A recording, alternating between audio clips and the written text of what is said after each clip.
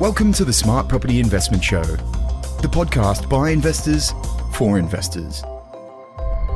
Good day, how you going? It's Phil Tarrant here, your host of the Smart Property Investment Show. I hope you're well.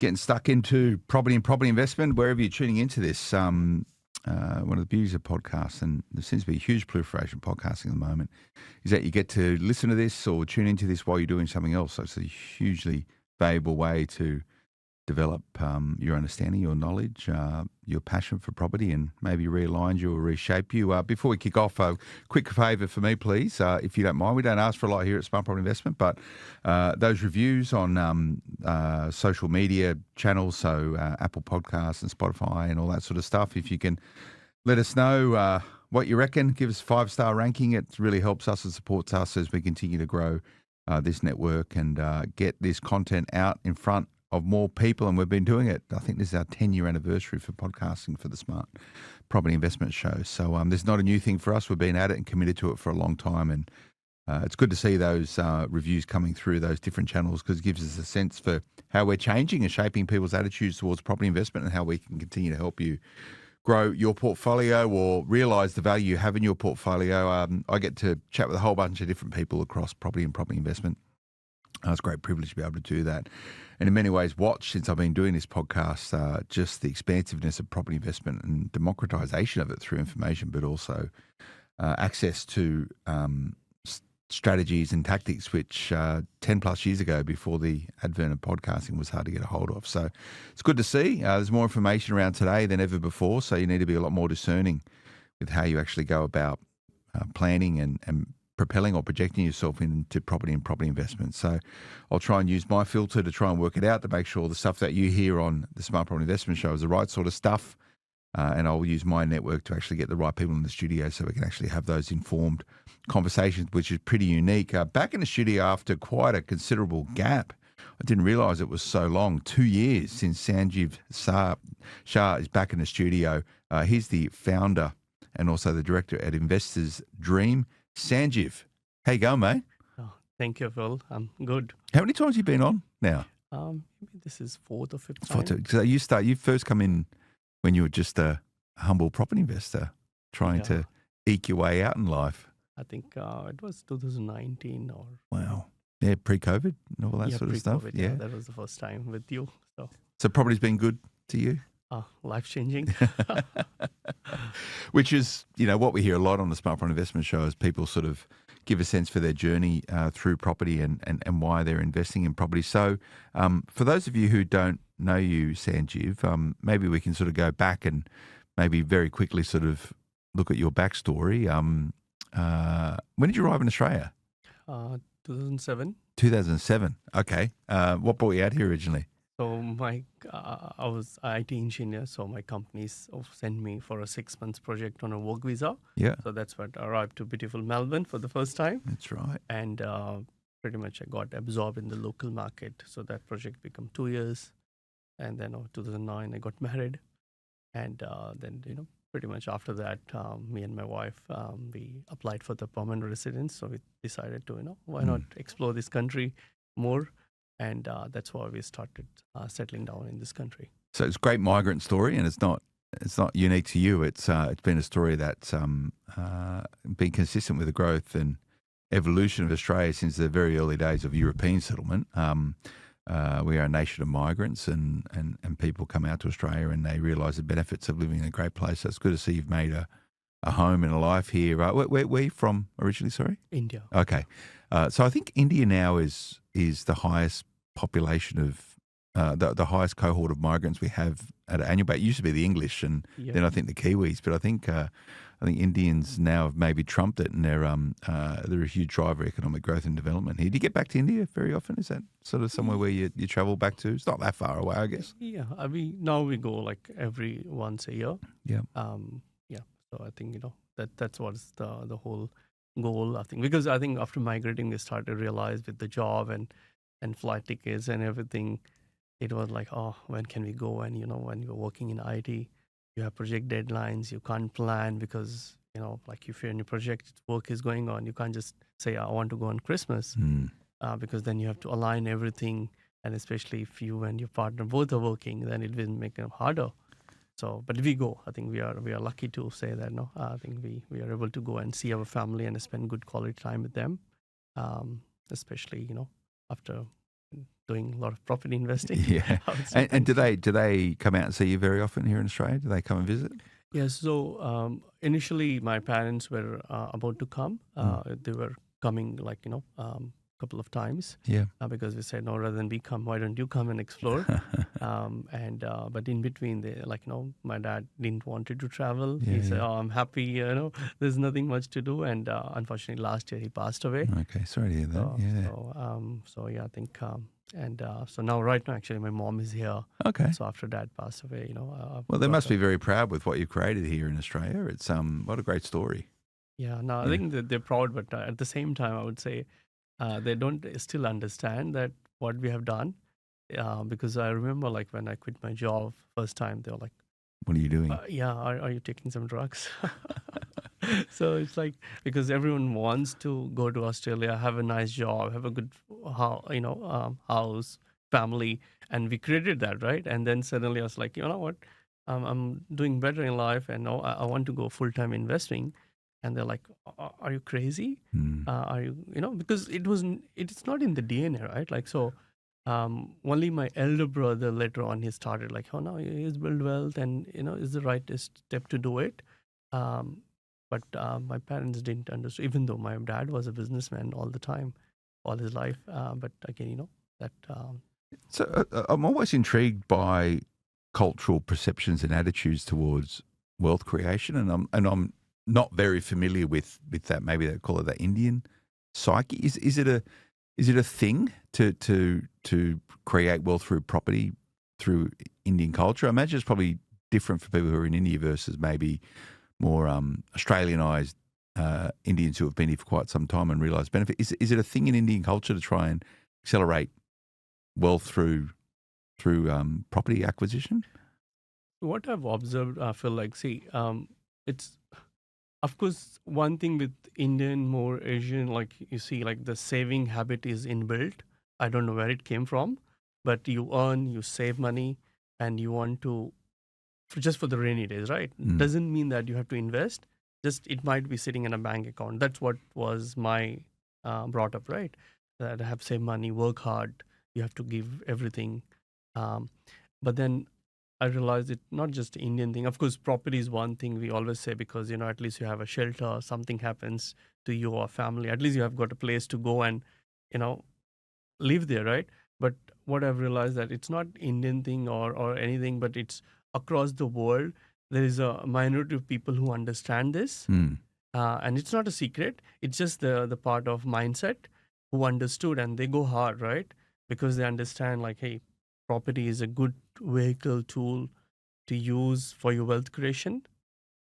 So yeah, I think because even in India right now, if you ask me, I don't know many people around me who are investing in property other than my elder brother, actually. So somehow he started investing, but again, he doesn't follow the philosophy. He buy in cash. Cash means he has business, he work hard, he'll save money, and now he has got 4 properties paid off. But then I said, man, you could have done much, much better by leveraging. But guess what? He will never take a loan. He takes loan, but very little bit compared to his income and what he has created, because that old school, bank debt is bad. So you see, even in my family, but I don't know many people unless, and few people who are doing really well in business, or they have got that appetite, they go and buy more properties or something. But I think it's a minority of people. You take India or China or US or Australia who has understood that and they do well. Yeah, and I think that's well observed. It's not really. I think different cultures have different relationships with saving and discussing money, but I would say it's a universal sort of mindset, irrespective of your background, that you appreciate and you understand the value of leverage through property investment in Australia and some of the tax benefits from the back of it. But you need to step outside your comfort zone and maybe some of your preconceived norms in order to realise and accelerate wealth creation through it. You know, I think of my cohort of mates I grew up with school. A lot of them most of them will fall into the bucket of like debt is bad, and you get debt on a family home and you pay that off, and that's the extent of it, and retire at 65, right? So it's, you know, you need to be careful. I need to sort of check myself quite regularly with this, because I'm in and around this all the time. You just sort of get to this point where you just assume everyone's thinking the same way, but it's still the exception to the norm that people are investing in property and accelerating growth with a real focus on wealth creation through. You must see in your client base all the time, right? What's normally the inflection point for people to say, oh, property investment debt can be good, I'm going to explore and capitalize on it? There's got to be a spark normally that sets most people on that pathway. Yeah, true. I think, and same thing we see our clients also, that when we ask, they say, you know what, it is not the norm in our family. Most of the people will not even share that, hey, I've got 2 or 3 investment properties. Not because they're going to feel jealous, right? I mean, it's your parents, they can't feel jealous of you, but it's because they're going to say, you know, why are you taking debt? You'll not believe, even now my dad is no more. My mom is still like, think, are you paying off everything? You know, hope you don't have much debt. And on the other side, I'm craving for debt, right? The same with the clients I see is still those stories that, you know what, and few are sharing with their family and they feel proud, but many are still not sharing because they're going to get the resistance objection saying, you know, why are you doing it?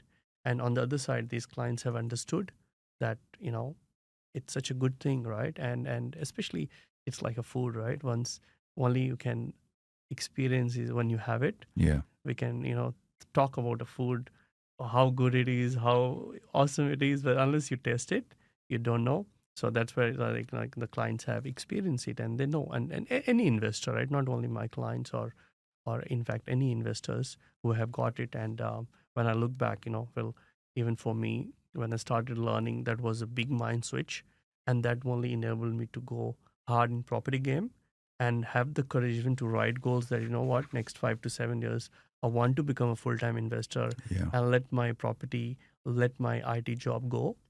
Because once you understand the power, those things happens, right?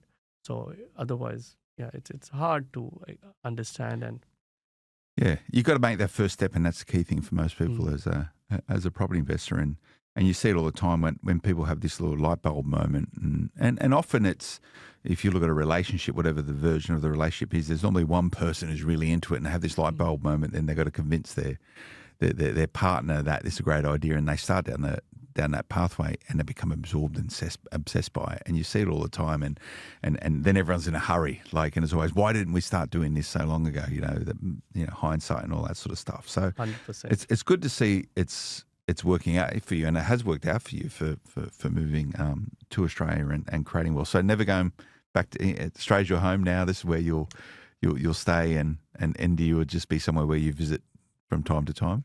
Yeah, so I think I don't know what will happen in future, but I think I love this country, Australia, and I believe I'll keep going. I think my philosophy is like I'm more of a global citizen. Yeah. And as far as I've got the time and money, I'm anywhere and everywhere. So, you know, just create that passive income so that you can, and you want to explore actually. Yeah. That's why I came to Australia. Otherwise, I would be like happily staying in India within my community where I come from. But like I want to explore most of the world, I would say. Great. So Do it. Yeah. And property can be a great tool to facilitate that. And you see a lot of people, a lot of people invest in property for a whole bunch of different reasons, but for many, it's about creating optionality and choice so you can go and do that. And if travel's your thing, go and travel, and property being a great enabler. Let's talk about your portfolio, check in on that. Welcome back, Phil Tarrant, host of the Smart Property Investment Show. Hope you're enjoying my discussion with Sanjeev Sah, who is the founder and director of Investors Dream. Where'd you come up with Investors Dream? Was that just like, call exactly what it is? Yeah, Yeah? good question. Yeah, I think I don't know what I was thinking back in 19 when I started the business, but I said, like, you know what, I want to help investors. Yeah. And you know, the properties we buy or do should be like a dream for investors. Okay. So that's where like, okay, How old's the business now? How long have you been going? It'll be like now this year 6 years. 6 years. Yeah, Okay, great. You're still enjoying it, like sort of being self-employed, inverted commas? Yeah. Works well. Yeah. Yes, I think few days you feel like, oh my God, but I think it's the part of the game. Part of the game, it is. Yeah, it's not always great, but most of the time it is. So let's talk through your portfolio. So not that it matters, but how many properties do you have here in Australia now? Right now we have got 10 properties. Okay, Yeah. 10 properties. And does that include a principal place of residence? Yes. Okay, so tell me about the principal place of residence. Is it in Sydney somewhere, no doubt? You don't need to tell me the location. Yeah, in Western Sydney, in Penrith actually. This is my first house. Oh, Penrith. You're still in your original house still, are you? Yeah. So we bought it like 10 years ago. Yeah. So that was my first property. And then, I think now we have paid it off. I think that's why last time I still had 10 properties. But now, of course, in between we bought 2 more. But then we sold the initial investment property. I think one was in Lithgow, which we bought like 5 years ago, doubled up. Really? And then there was another property we sold and, then paid off like the Penrith property. So tell me about the logic of that. So you had a principal place of residence with debt on it. You had investment property with debt on it. You had good capital growth. So you sold 2 investment properties to pay off the principal place of residence. Is that just a safety and security thing? Yeah, I think so. Again, it's part of the goal also. I feel like we wanted to first is like pay off, build the portfolio, and then the next step is to enable the passive income, right? And business and life that continues forever, right?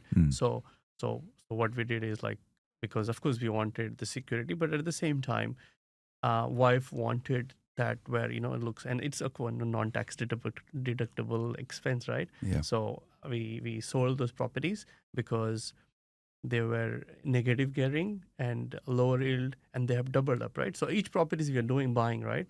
They're buying for a purpose, and so that's why we sold it to pay off. But and then at the same time, what we're doing is we're gonna buy a commercial this year. Good.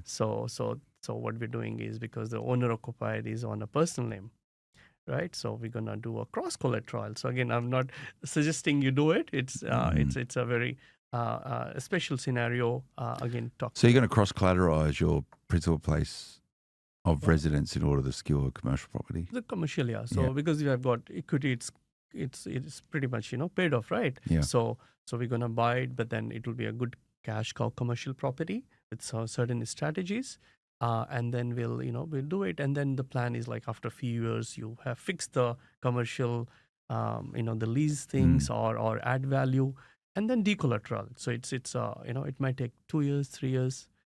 So you'll link it, and then Yeah. you'll unlink it. So link it to get access to the equity in your principal place of residence, so you can buy the commercial property, run it for a couple of years, then refinance the debt on the commercial property and de-link it. And it helps with the borrowing capacity also, because the PPRA can take out the equity, which would be another good way of doing it.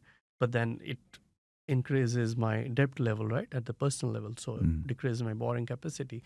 And the commercial property I'm buying is, I'm not looking for a net 4% yield. I'm looking for a good 7, something like that. Do you think you'll find 7? Oh yeah. I think it's I would say, the deals are there, and sometimes you have to fix a problem. So again, I'm not looking, I'm not a first-time investor, right?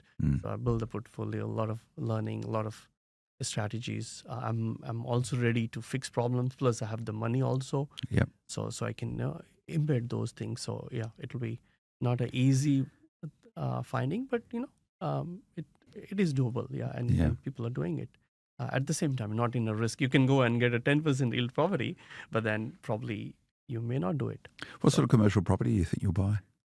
So my thing is like, I'm looking for multiple tenant, at least 2 to 3, not a single one.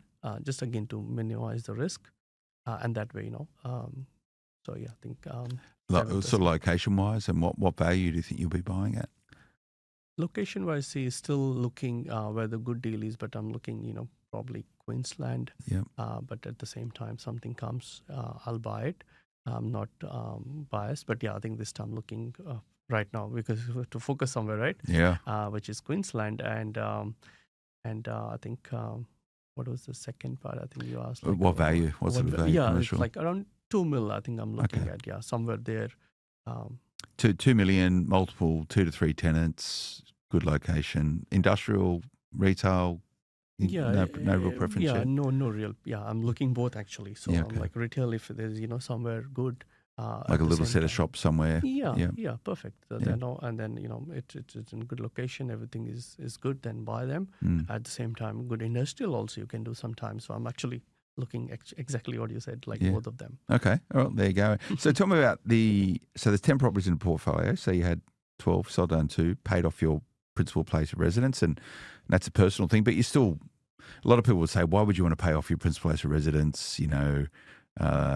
There's arguments for and against it. Depends where you why, but you're still going to leverage the equity in it through cross collateralizing. And no doubt you've got some good advice around that. It's beyond my pay grade to actually really look at the nitty gritty of that. That's why I have a good mortgage broker.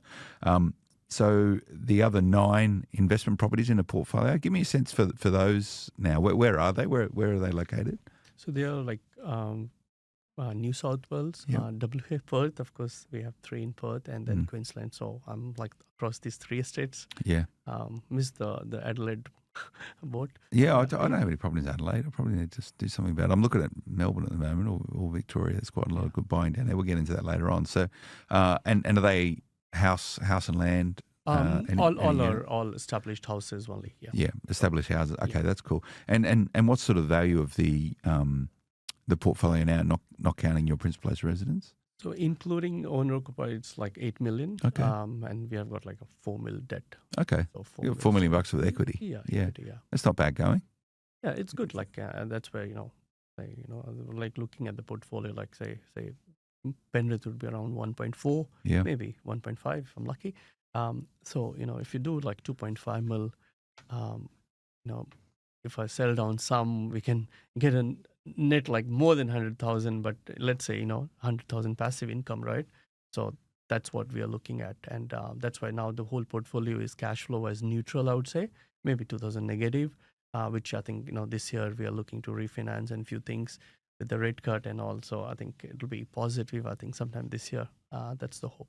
Yeah. So the portfolio is nearly positive. So Yeah, neutral at the moment. neutral at the moment, Yeah. considering the interest rates where they are. Yeah. Is that just time, do you think, or you've actively worked on increasing rents and keeping your debt position? It's Okay. a mix of both. Yeah. Few is of course the time. Few has been activist strategies like doing reno or one of the property I built with the house with the granny. Mm. So active. But then Perth one we bought 3, didn't do anything. So pretty much buy, hold, and set and forget. Yeah. And So now you could just stop really, and I would I'd argue that what you've created, and it's taken you 10 years to create that portfolio. So sometimes if you look at what happens on social media, you might get a view of what inverted commas normal is for property investors, and this view that you can create massive portfolios quickly with lots of equity and all that sort of stuff like that. That's the fringes. That's the exception to the rule. I would say what you've achieved for most people would be a really good goal as something to achieve. To create over a decade $4 million in equity on a portfolio, which now is largely neutrally geared. So it's only if you don't do anything from here on in, it's just going to become positively geared and start putting money in your back pocket. That would be the outcome that most people would want to chase. It's not the I've got 100 portfolios worth $100 million type of thing. So give me some sense. Is that what your client base that you work with is? Do they chase these big numbers, or is the expectation that, and you only need to look at the numbers to prove it, that if you've got 10 properties, you're within a handful of people in Australia who own that many properties. Most own between 1 or 2 investment properties. So how do you put perspective to it all? yeah, see, I think what happened, I'll give you a little bit back story here. So initially when I came to Australia for 3-4 years, we didn't invest it here because we thought, it's a foreign land, let's buy in India. And of course not educated also. So we had some dollar, easier to buy in India. We bought 2 properties. So this was until 2013. And then I had a quick look and I said, you know what, if I go back to India, I've got a residential property and a commercial. I can live in residential and commercial will give me decent rent. So I'm like bread butter is sorted out because both were paid off. Then I looked at in Australia. I said, oh man, even looking in parameter apartments are like 600K, Yeah. 500. When you're gonna have this passive income? No, it doesn't happen. I'm born for job, work hard, enjoy holidays, and then I started asking questions, and people have got nice home, nice cars, and everything. What is wrong with me, right? And that's where I started learning, and then it changed everything. So if you ask me, I thought like it will take longer, but then of course everything happens in 10 years, and I'm grateful and I'm happy with that. Coming back to the clients, I think they're not coming with the expectation that what I want to retire in next 10 years, but it's more of like coming with the realistic that I want to build a wealth which can give me the choices.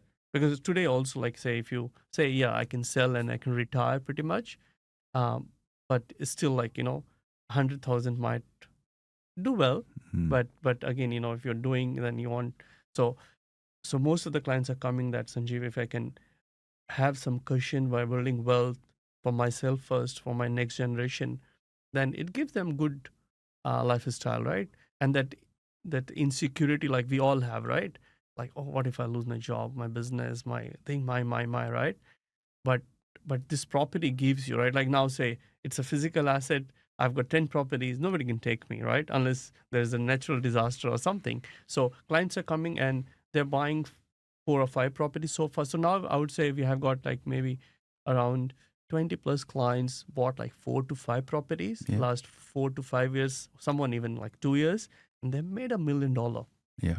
And now they're in the So game. they've created $1 million worth of equity. Equity. So it's all about, your view is like you got to crack that first million, and from that you can accelerate. Yeah, and that's where the book, I think, Yeah. came, So right? you've got a book Yeah. here, Winning the Australian Real Estate Game: How to Earn Your First Million Through Property Investing and Find Liquidity in a 9 to 5 by Sanjeev Sah. There you go. There, Sanjeev Sah, not Shah. Sah. That's a good photo of you there, mate.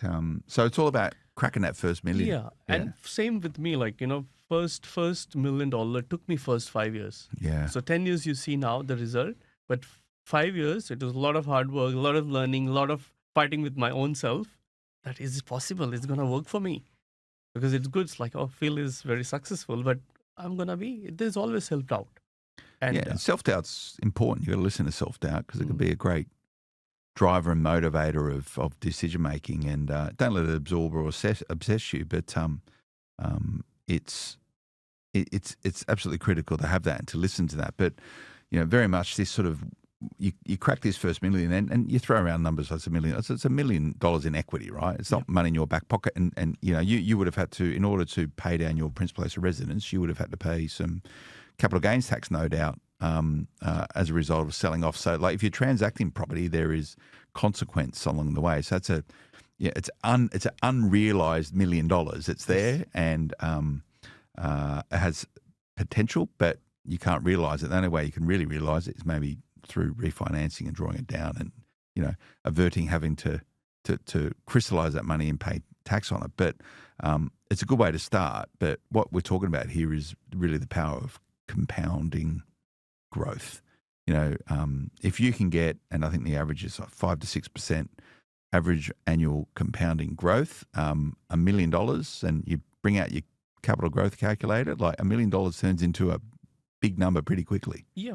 I think it's like if you do a 7% growth year on in property, which if you do well, it's quite like of course people are making 30-40% growth in a year, which is not normal, right? It's it happens good, take it, but say 7%, so $1 million become $2 million in next 10 years. Yeah. So like if you look at my portfolio, 8 million, even I don't do anything, in next 10 years, I'm right around 45. So 55, I'll be like 16 million, more or less. Mm.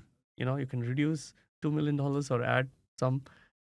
And that's like, I was doing the number, like if I sell some of the portfolio at 55, if you equate to, 5% net yield, we're talking about like $500,000 cash, right? Income. Yeah. So. And that's what people are chasing, right? Yeah. That choice. But, the point is that you can't really be, you've got to be decisive in property investing, thinking that you've got time. You need a real sense of urgency, don't you, Yeah. to do I it think- right? Yeah, exactly. And that's what we see a lot of the time. People like, I've been thinking from last 2-3 years and not taking action. And that's where, like, I would say it is simple, but they have, people have to come with a sense of urgency because clock is ticking, right? We do it or no, don't. I think, and that's where the people who are, I would say, the biggest thing is, while I'm an investor, I work as a buyer, but I would say just seek help. It's so simple because when I seek help, I understood it was a game changer. 10 years, what I achieved, never thought, I'll tell you, feel like that this is achievable in 10 years, especially for me. And now, like, oh my God, it's so good. And now even clients have made like $1 million. And now even they stop in 10 years time, it'll be like, and that is the equity and their portfolio is like, say, 3 million. In 10 years, it'll be 6 million. Yeah. So again, they can retire with 100,000 passive income, even they stop right now. So I'm not saying, have 100 properties like you said, but even like buy good 5 or 10 properties. I talked to a lot of experts also, and they say, you know what? I was talking to Terry, right? I'm mentioning him right now. Once you're saying, even you buy one properties every 2-3 years, start early. In 20 years, you will have good 6-7 properties. Yeah. Even you do 5, you have a very happy retirement life looking at 55 or 60, whatever the age is.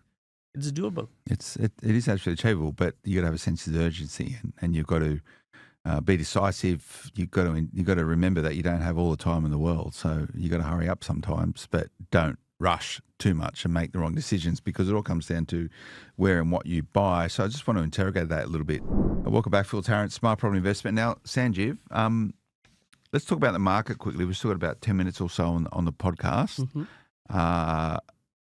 The idea of property investment is to buy assets which are going to grow as fast as possible in the time that you have, without too much of a consequence or dramas holding on to it. So with a reasonable sort of view towards cash flow. Obviously, different people have different capacities, and they can their appetite to weather more negative cash flow than positive cash flow is a very unique thing. But it still comes back to buying the right type of property in the right suburb at the right time. So let's just quickly talk about the market. What are you seeing, mate? We can go through state by state. Is that probably a good way to go? Yep. You said you invested. We'll start in Perth. You say you invested in Perth. When did you invest in Perth? I think I bought it in 22. Okay, so you've probably had most of the uplift in growth. What's happening in Perth at the moment? So Perth is still going quite strong, while good 50-60% has gone up in value in the last just 2 years. But we see still a strong market. The demand is strong, supply is not there. I think, it's those stigma, Perth is the mining town, all those are gone now. And now people are like, oh, I missed the boat, right? So now I think for this year, I think, of course, we are expecting some rate cuts. Of course, nobody knows how much and when and so forth. But I think there was a report from, which I liked, I think, from the SQM. They're saying, pretty much Perth, if there's a rate cut of 25 to 50 basis point, this year, I think, and population growth continues at 500,000 and no, any exceptional breaks or anything in the marketplace. We are looking at still like 14 to 20% growth in Perth. Yeah. Okay. So you've given me these numbers here, and this is SQM's Boom or Bust report, which gets a lot of coverage when it comes out. And this is so Louis Christopher is the head of SQM. He does this most years where he comes up with a number of scenarios and then makes his assumptions off the basis of it. So let's use this to discuss it. So he's saying there between 25 and 50 basis points. So this is assuming 25 to 50 basis points cut, population growth of 500,000 and no inflationary outbreak, no news. So inflation largely where it is, 14 to 19% in Perth. That's just crazy, isn't it? Yep. If there's no rate cut in 2025, he's saying 7 to 11. So irrespective of a rate cut, there's a rate cut in the March quarter, which is where we are right now, 15 to 20, and that's his scenario number 3. So that means it's going to happen quicker quickly, we if get a it's cut. early rate, because the sentiments will change, Yeah. And scenario number 4 is no rate cut, still going to grow 7 to 11. So he's forecasting growth in Perth irrespective of rate cuts, which is which is the trajectory that it's on, and it's that needs to be, that speed of growth has to be waning. It can't continue to grow at the rate it has been growing, and now the median value in Perth is higher than what it is in Melbourne, higher than Melbourne. I think Melbourne's 4th now after Sydney, 5th, I think, after Sydney, Brisbane, Adelaide and Perth, then Melbourne, right? So there's some clues there. So that's are you still buying in Perth? Do you still think it's a good time to buy? Still buying, but only for clients with higher budget, salesman, super fund. But yeah, it's good buy, coastal. Yeah. So Brisbane then, let's have a look at this on the boom and bust report. So the same scenario, the base case, 25 to 50 basis points. We'll stick with that. 9 to 14% growth in Brizzy for the period ahead, and there's some other sort of fringes of that depending on the other scenarios. But let's stay with the base case, which is probably accurate. 25 to 50 basis points cut this year. You might get another one. You might get 3, but the likelihood is probably 2. So Brisbane's still a good place for buying. You said you're going to look for commercial up there, but resi, what's it like? But not like in Brisbane. I mean, it's most likely regional. I will be looking into it. Queensland. So I think Brizzy, I think we are not buying. I think it has doubled up in last 5 years. So we bought a lot during COVID, and after COVID, we haven't been buying in Brisbane at the moment. Okay. Darwin, I don't know if you operate up in Darwin. I don't know many people who do. This report says 5 to 6% growth on the basis of 2 rate cuts. Thoughts? Yeah, I think that would be correct, actually. We don't buy, I think, but we are looking. Actually, this year I'm going to travel myself to Darwin, get a feel of it. Never look in that market, but I think population is not increasing in Darwin, so people have to be careful. Yeah. That's my personal opinion. But I think based on the affordability and everything, I think just the inflation will add that 5-6%, I believe. Yeah. I think back in when I came last time, I was saying people need to buy these 400-500K properties. They will grow, and look at any regional, everything is over 500K. Yeah. And you got to view Darwin is an interesting town. It's a small town. Like it's not like a big. It's it's the capital of the Northern Territory, but it's relatively small place. And Darwin itself, I think, it's what's the suburb just south of Darwin? Is it Palmerston, North Palmerston, Palmerston North? I can't remember exactly. That's nearly bigger than Darwin CBD now. That's where a lot of the growth is actually taking place. It's a bit of a defence town. It's a very it's a small town in terms of its industries. It's obviously got the port there. Darwin's a bit sort of feast or famine. Sometimes it performs well, sometimes it doesn't. There's got to be good reason for people to be buying in Darwin to support growth. But 5 to 6%, it's reasonable. But why would you be putting? Here's the question: why would you be putting your money into Darwin when you could put your money into Brisbane and Perth, which are more diversified and larger places, and be getting more of an upside? So this is the question as a property investor. The interesting point here from the boom and bust report is Melbourne market on that base case scenario, still prediction of -5 to -1% negative growth in Melbourne through the period ahead, irrespective of 2 rate cuts in 2025. So there's some clues there. Yeah, exactly. But then again, it's clubbing together the whole Melbourne market, right? Yeah. Now, I think I'm monitoring the market and the suburbs and areas which are growing in value, and the vacancy rates are quite low, so they're doing well. But again, only a specific market. So Are you in Melbourne? You're looking at the moment? You're down there? yeah, I'm looking at a few pockets. Yeah. So you're not going to tell me where though? It's going to be a bit cagey there. And Sydney on that base case scenario, which is 25 to 50 basis points cut. That's in mid 2025 is where they're saying. So, a rate cut in the March quarter, which largely we're nearly through right now. It sort of skews the numbers a little bit, but Sydney -5 to -1, sort of largely consistent with Melbourne. What's your thoughts there on the Sydney market? Yeah, again, usual. I think there will be pockets which will be growing in value, and then some of the big dollars will be dropping. But I think especially Western Sydney, I think, and those areas will continue to grow. Affordability will play another big role. Yeah. Yeah, and that's where Sydney and Melbourne, in many ways, you need to be careful to Sanjiv's point. Like that assumes the whole of the Sydney market. There are certainly markets in Sydney which are growing Yeah.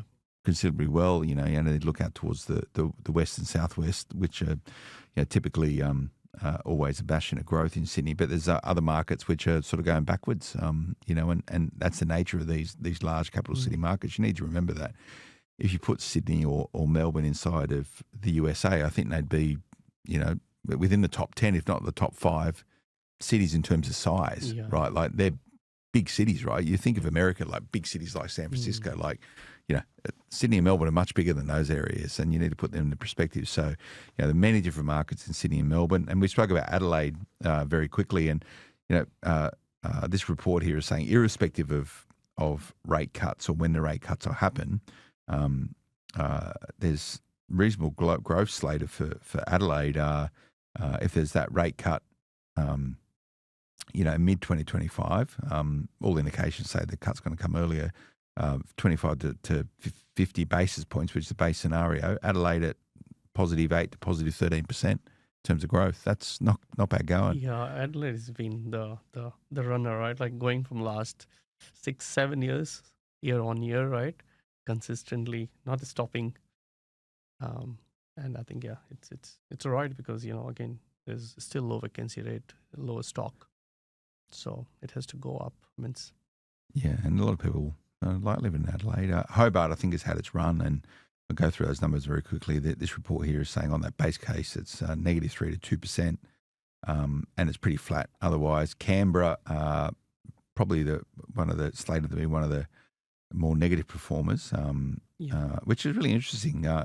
This report here says if there's a rate cut in the March quarter, 2 to 6% growth, but if there's a rate cut in the first half, 25 to 50 basis point, -6 to -2%. So that's really interesting. I don't know if that's going to be connected with the election, which is coming up. Yeah, I think mostly with the election, but I think I never understood, because Canberra, you don't have much land, so it has to go only one direction, because Canberra is only, we have very limited land, and so you can't build actually. So unless people are not moving there, then only you can have a downfall. But there's always jobs and. Yeah, the issue you have is, this is when politics and property sort of intersect, because if you get a changing government, a lot of the discussions around curbing inflation and jobs growth in Australia at the moment is around, public sector jobs is what's driving jobs growth in Australia. Sort of market sector jobs have been very, very lackluster. So if you get bigger government, that means those areas where bigger government benefits from it will need to get bigger because you have more people involved and connected in with government. So if you get a changing government and they look to rationalise the size of government, that's going to have a consequence on Canberra property market. So maybe there's some relevance there to the numbers around it. But all up, the capital city average weighted for this is on that base case, 25 to 60 basis points cut mid-2025. And I reckon that's what we should be aiming towards, and population growth of 500,000, +1 to +4%. So, it's not a market outperforming. I'd say it's on the soft side, at an annual basis. So maybe a good time to buy. Would you say? Oh, always, yeah. Always a good time to buy. So what's next for you then? We probably need to have a discussion around, housing affordability and stuff. It's probably outside the scope of today's chat. We're already sort of quite a far way through. But what's next for you, mate? Are you sort of still working every hour of the day, sort of supporting clients investing in property? Yeah, that's right. Yeah, I think pretty much just buying properties and enjoying life. Yeah, I think it's growing my own wealth and portfolio. So this year, as I said, commercial, and looking for another resi property in self-management fund to add another one. Are you doing much SMSF investing at the moment? Yeah, definitely. Yeah. Many for the clients, and recently we saw big jump in the self-management purchases. Okay. And I think, of course, because especially our clients are looking to build a portfolio by multiple properties. And of course, the price has gone up. It's no more like 350, pay 5 grand LMI, right? Now you're suddenly getting into that 600 mark. So even LMI is going up, you have to go like 15% deposit or something like that, Yeah. So in more cash required. So now people are saying, you know what, I'm done with my cash. Why not we buy self-managed super fund? Let's pump the super, buy one or two. So a lot happening in the self, and it's smart, I think, yeah. Yeah. And what and is that purely great awareness, education of people investing in a super fund? Because self-managed super funds are growing. Obviously, there's a lot of oversight on it right now with trying to put caps in on super, and it's non-indexed, and there might be consequences in the future. And again, it's something which is quite politicised, and if you get changes in government, you're going to get you're going to get different outcomes and attitudes towards self-managed super. Obviously, the Labor government likes the superannuation sector, which is largely driven by retail and industry funds. The industry funds are largely driven by union-orientated or government-orientated workforces. So they would rather people don't invest in self-managed super. They'd rather put into super, whereas get a change of government, that may change. But some of the potential for change is a cause of concern for people, where you might start getting taxed on unrealised gains, which is crazy. Like, it's absolute madness, and that will have a huge consequence for all Australians who invest in self-managed super. But are people coming to you saying, put in my self-managed super? Is that a big request from people now, is it? Yeah. People are coming, a lot are educated. A lot of the time we tell them, you know what, you have got super. And the question asks, like, say, if you have got 150, 200K in your personal account, what sort of investment you want to do it? And if people say, oh, I love shares, then say, okay, just do it, right? But if you're a property person, then you have to think that that money is not a foreign, because it's still, I see a lot of people have stigma, that super money. Okay, can I do something with that? I never thought it's my money. It feels like someone foreign. So when you say, you know what, there is a venue for you, explore it, educate yourself, talk to an accountant. So we highlight them, give them pointers that, you have got enough. Because you're looking to buy the second property and third property through your personal or family trust, then you have this venue, you have got 200K or 150, maybe get advice, get educated, and there's a venue for you. Yeah. I look at my share portfolio inside of my self-managed super, which I deliberately do. I haven't put it in property, and I look at it just going, why am I putting it there? And it's growing. I've sort of, made some reasonable picks on the stock market, but I look at it just going, it should be in property. Why don't I put it in property, liquidate it all and buy a property? Yeah. But, I have that ongoing debate with myself. Sanjeev, how do I get a copy of your book? Is this for me to keep? Yes, please. Oh, okay, brilliant. You're going to have to write on it for me, because I like a signed book. But do I got to buy it in hard copy, or can I download it somewhere? People can buy a hard copy through the Amazon as well. Just search in Sanjeev Sah and, winning the real estate Australian property game. Otherwise, they can download a free ebook also, PDF version. Okay. Through the link. I think we can put the link. We'll put it in the show notes. Yeah. But if you want to check it out, it's tools.investorsdream.com.au/free ebook. Did you enjoy writing it? Was it a cathartic exercise, or did you start it and just go, oh, why did I start doing this? Yeah, no, I think I started with, you're right, actually. In between, I was like, oh my God, there's so much going on. So I was coming with all those ideas, content, a lot of review. Of course, I'm not sit and write the book. The copywriters write the book. They are good at, but you have to still provide the content, the material, review them. So it was a lengthy process, especially for me. But finally, glad I did it. Yeah, no, it's good, mate. It's nice to have it. It feels good. It's nicely printed, well textured. So go and check this out, and people can just come and have a chat with you guys as well. Track you down online, and if people want to have a yarn with you about I think how do you crack that first million? I think, they can find me, on all the socials, but they can search me, investorsdream.com.au. If they want to have chat, there's a book a call button. They can book a call, for initial free chat. And, if they need help, then we are willing to help them. All right, that's good. Well, good to see you again, mate. And let's not leave it 2 years until we see you again in the podcast, mate. This is a Smart Property Investment Show. Thanks for tuning in, everyone. Remember to go and check out smartpropertyinvestment.com.au or socials if you want to get your info that way. You can track us down, just search Smart Property Investment or SPI. We're on all the different social platforms. We'll see you again next time. Until then, bye-bye. The information featured in this podcast is general in nature and does not take into consideration your financial situation or individual needs and should not be relied upon. Before making any investment, insurance, tax, property or financial planning decision, you should consult a licensed professional who can advise whether your decision is appropriate for you. Guests appearing on this podcast may have a commercial relationship with the companies mentioned.